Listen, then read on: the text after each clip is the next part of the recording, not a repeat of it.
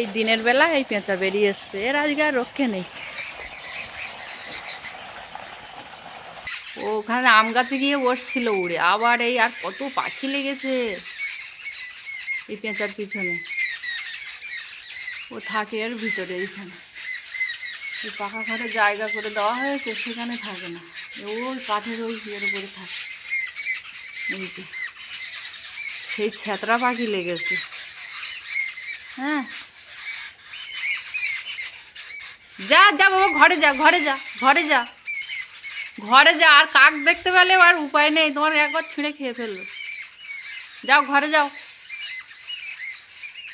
যাও।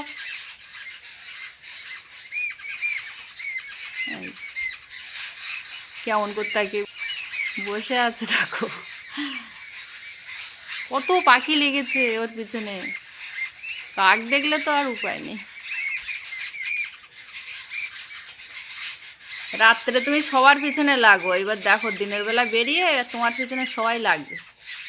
সকাল সকাল ঘরে গিয়ে ঢোকো, যাও যাও যাও, ঘরে যাও।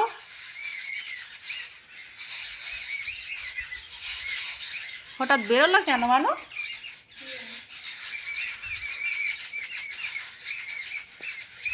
কখন আবার ঢুকবে ঘরে?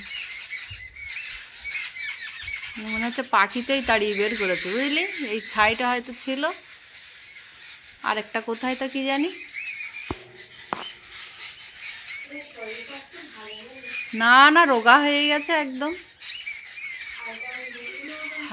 হ্যাঁ, না আগের যে দুটো ছিল বেশ বড় বড় ছিল, এটা হচ্ছে ওদের বাচ্চা।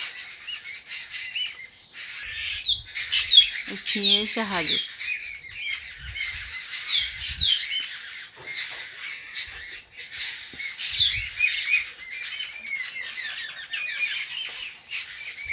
বলতে বলতে কাক এসে হাজির, ও উড়ে আরেক ধারে গেল। এই যে